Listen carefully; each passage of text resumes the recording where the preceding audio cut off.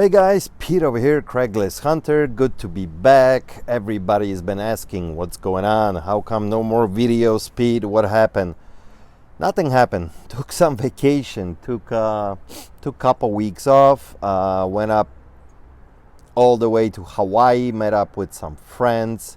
Had a wonderful time. Never been to Hawaii before. Fantastic weather. Great time. Broke my camera, broke my GoPro. I don't know what the hell is wrong with it. I'm actually recording right now from a different camera. Some glitch in the software. I don't know. Camera starts recording and then after 3-4 seconds it stops. So I don't know. I got to figure that out. But I got some great footage and great pictures. Had a wonderful time. So I'm back. Did a stop first at Seattle, Washington for a couple days. Had a great meeting there in Amazon, working on some stuff with Amazon. Hopefully that will come true, so I will share that with you guys. I don't want to say anything ahead before this gets finalized.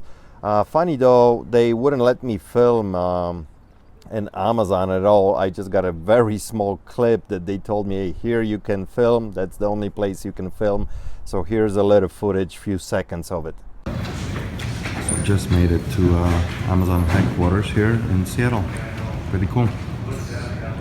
So anyway, fantastic trip. I'm back. Now the topic of this video is about return rate on eBay.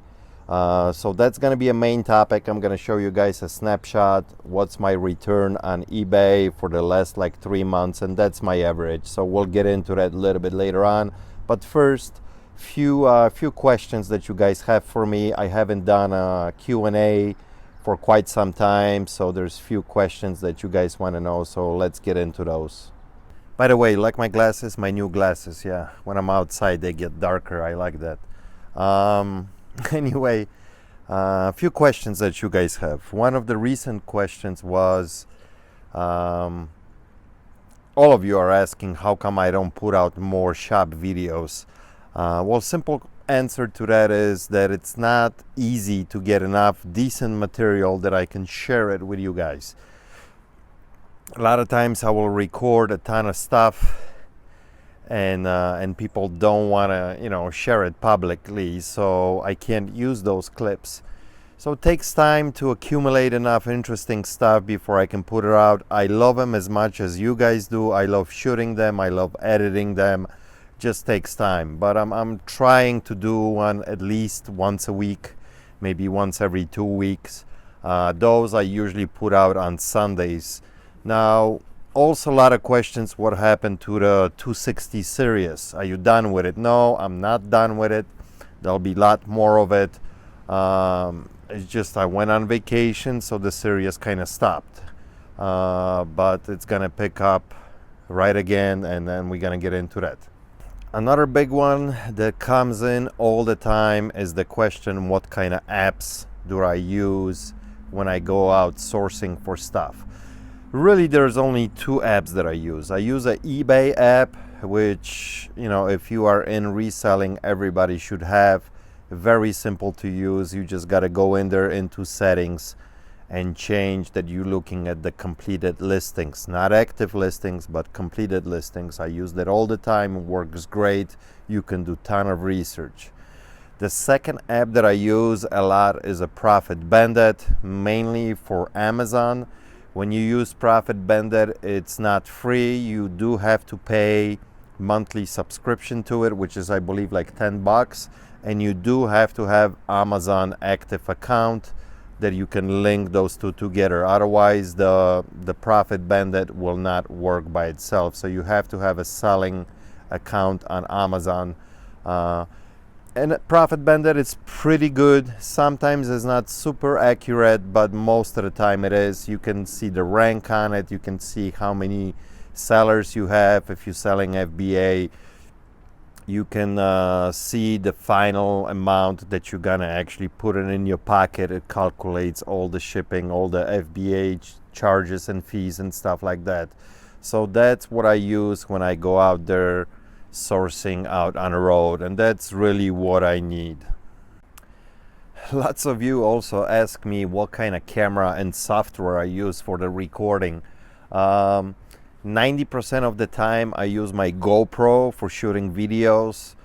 Very easy to use, very good quality, although it has absolutely horrible mic on it, so I gotta use external mic like this or point and shoot mic. Love the GoPro, although it did crap out on me on this last trip. I don't know exactly what's going on with it.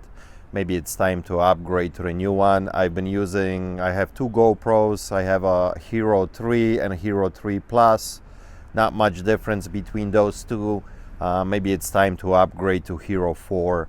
We'll see. As far as the software, I use Premiere Element 12. It's been a little bit glitchy for me as well too. Had some problems with adding soundtracks to the videos. Sometimes I set a level at the certain spot and it comes up louder, so it might be a time to upgrade to something new. Yeah, so that's what I use. I'm right now actually shooting this video on my iPhone 6 Plus because my GoPro is down and I didn't want to dig out my Canon really. So actually iPhone shoots pretty damn good video for a vlog like this. Another question that you guys have, and it pops up a lot, is you ask me what shipping carrier I use for the heavier items. 99% of the time I use FedEx. Never had a problem, great service, ships pretty good and quick. And don't be afraid to put, on a heavier items, the shipping charges, 30, 40, 50 bucks. People understand when you have heavier items that there's going to be shipping charges involved, no issues there. If I'm shipping something super big and heavy, then I use a local freight service that it's called, I think, Jet Freight. Yeah, Jet Freight, which is only like a block away from me. And the way it goes with them is depends where the item is going. Is it have to be crated? How heavy it is? Am I gonna prepare it myself, or they have to, prepare it for shipping? It will vary on price. If something is going to California and it's about 400 pounds, it could be pretty pricey. If it's going next state over, usually it's actually relatively pretty cheap. So just do research on your local companies in your area. But for the most part, through eBay, I use FedEx on heavier items and never had a problem. And the last question that we're gonna cover, I think it came from my last shop video. A lot of you have been asking. I showed a little clip there how I was testing gold piece and where do I sell my gold and how hard it is to find a decent refinery that will buy gold from you. It's actually not hard at all. All you gotta do is just Google it and see who's in your area. Try to avoid those guys that you have to send in the gold. Try to find a local place. And the trick is that you gotta have all your gold kind of separated, by carat. If you have 14, 10, 18, whatever it might be. All the gems, all the stones are taken out from the jewelry. You wanted to have it as prepared as much as you can when you walk into there, because if they have to remove all the stones and stuff, they will charge you for it. So and the tricky part is too, I usually go probably every couple weeks till I have enough. Most refineries, the more you bring in, the better rate they give you. For example, the one that I go to, I bring at least an ounce of gold. If you bring an ounce or more, you go into the better rate. If you just bring, few grams, couple rings, you're not gonna get as a good rate. I usually get paid anywhere between 94 to 96% of the actual gold value, which is pretty good. If you're gonna go and just sell the gold to regular jeweler or one of those, cash for gold places, most of the time they're gonna take, 30, 40, sometimes even 50% of the top. That's how they make their money. That's how I make my money too, when people are selling me gold. There's some loud motorcycles going by. Anyway, so that's the answer. Do some research. Google it. Who's around your area? Call them up and ask them all those questions. What are their requirements, and they'll be pretty happy to share with you. And you can sign up. Some of them just want to deal with dealers. Some of them are open to the public. So just do your research. All right, I think the final thing we're going to cover is the title of the video, which is return rate. A lot of people are skeptical of selling certain things, especially like electronics, because everybody says there's a ton of return rates. People try to rip you off. Guys, I think the return rate overall is about the same. It's how you present the product, how you describe it. There's always going to be some scammers here and there. It doesn't matter if you're just selling a piece of clothing or a part for a bicycle or a piece of musical equipment or electronics or whatever it might be. There's always going to be some characters there that try to take advantage, that they're going to tell you that they received something else, or overall my return rate, and I'm going to show here a snapshot.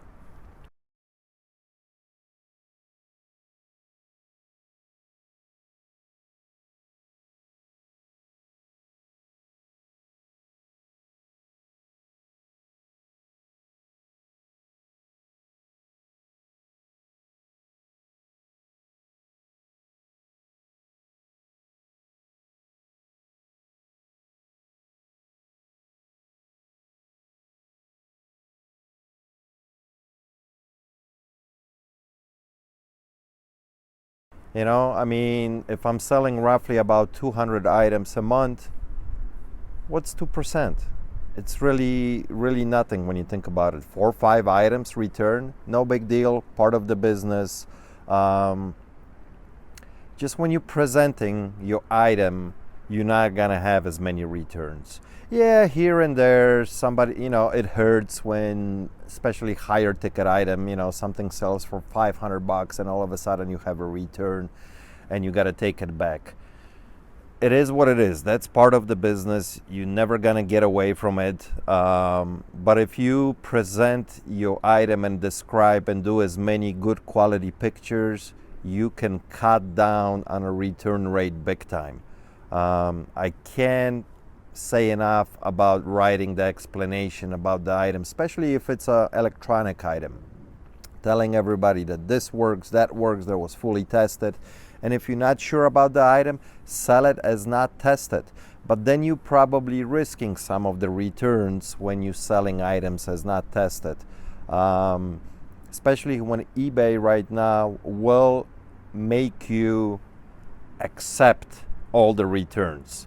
And if it doesn't matter if it's your fault, if somebody just wants to return it for whatever reason, you're gonna have to deal with that. It's part of the game. Just any retail store does the same thing. As long as you have a receipt, you can bring it back, working or not working. You can walk into Walmart and you always see a huge line, people returning stuff. So it's just part of the business. But you can minimize those returns by doing the correct description on an item, putting as much information about it, taking good quality pictures. If there's a tiny scratch on something, show it. Don't hide it. You're gonna hide it, you're gonna get that return. If something doesn't work correctly, if you're saying, tape deck player and you didn't test it correctly and the rewind doesn't work on it, or one light doesn't light up, or whatever it might be, you gotta show everything. That way you covering your butt that you actually described that. They have no reason to return because you put it in there. As much detail you can get into, especially on electronics, you're gonna avoid a lot of returns. And that comes to everything. You're selling a clothing, if there was a tiny rip or stain that you didn't show, you're gonna get a return, right? Then you get regular returns too. If somebody buys the shoes and if they don't fit really good, nobody wants to wear shoes that don't fit, so they're gonna send that back. It's just part of the game. Over the years, it's gonna get easier and easier and easier. You're gonna figure out, and like I said, my return rate is about 2% now. It used to be probably about 5-6%, and over the years went down, to 4, 3, 2, and now it's kind of steady, right around 2%, which is normal. This is not bad at all. So I hope you guys enjoy that little tip. Don't be scared of selling all kinds of stuff, as long as you do the right description and pack your stuff good, that gets there in good condition. You should be all good. I hope you guys enjoy this little episode.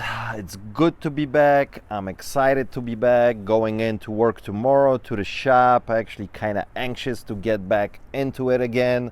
It was an awesome trip for me to Hawaii. There we go. Hang loose, that's their thing right there. Very laid back, easy going people. And the 260 series should resume starting tomorrow. So that's gonna be back in action. And till next time, guys, take care. Go out there, crush it. Here's some footage of big waves from Hawaii.